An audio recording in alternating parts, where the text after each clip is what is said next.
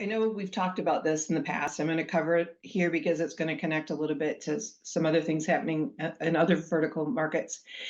So retailers over, since COVID, even really before COVID, had been looking at their supply chain networks and really where they're going to position inventory and product to make sure that they're able to respond quickly to their end customer, right? So we've talked in the past about close to consumer movement, getting product closer to the urban centers or suburban areas. And that's not just a thing that's happening in the United States. It's happening globally, especially in some of our bigger metropolitan areas in Europe as well. There's that has been going on. And so it continues to go on. And we've actually done some research on that. I've shared with you before, but we can probably cover it again. Yeah. But in this, we kind of hit a downturn in where they were, they're kind of putting investment in the retail fronts. So if you think about apparel retailers, general merchandise retailers, and grocery retailers, grocery is a little different because we all need food. We're not going to, not buy food. Right. But some of the other things, in general merchandise and apparel are discretionary spends. So while the economy's kind of slowed over the last couple of years, interest rates have gone up, we've seen a slowing of business in the general merchandise and apparel industries. And then again, that was a global situation. And while those have slowed in investment, the other areas that have picked up are what we call the downstream markets. So the companies, the industries that feed the retailers. So people that are making non-durable goods or people that are making food and beverage manufacturers. And so they're actually spending more money on automation right now and up through the next couple of years than you are seeing the retail chains doing. So it's kind of a little shift. I don't think that it'll be that way forever. I think we're going to see this. It's a little blip probably to 2025.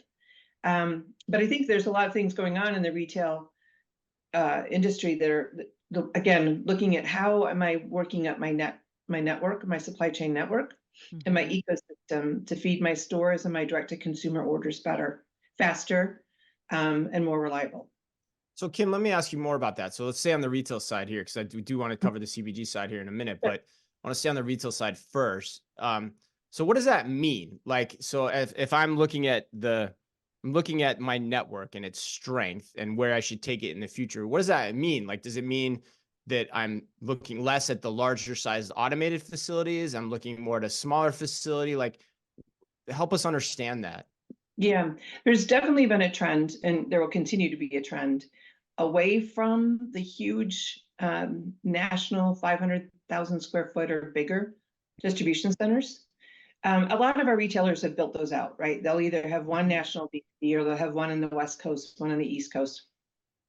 They have what they need, essentially. That's what you're saying there. Yeah, and really, when you were pretty much just replenishing the store and you had a set delivery day of the week that you delivered to a store, and that was very easy to manage, right? And I didn't need more than that. But now, as a consumer, go into a store and I buy a product, or I order online and I want it shipped to my house, or I order online and I want to pick it up at the store is now actually becoming like a mini depot, mini fulfillment center. Yeah, node in the network, right? Yeah.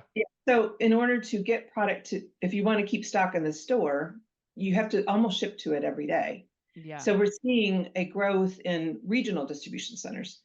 So those are smaller than they're like couple 100,000 square feet, maybe 100,000 square feet, and they will feed the stores more frequently. Then there are some customers that are actually, still doing micro fulfillment, using the store as a fulfillment node with click and collect there and using automation in the store. Most companies that are using the store as a fulfillment node are doing very manual operations in the back room, of a store. But in order for that to work, they'll have like little mini sorting DCs. So they'll ship product to this DC and they'll be able to get it to the customer last mile. So it's kind of an interesting, and again, we talk about how it used to be very, very standard for our retailers to just keep doing the same thing. And when we built a building for them, we'd be planning 10 years out. not anymore, right? Right. Everything changes. It's been changing really since I think pre-COVID, but COVID really accelerated it.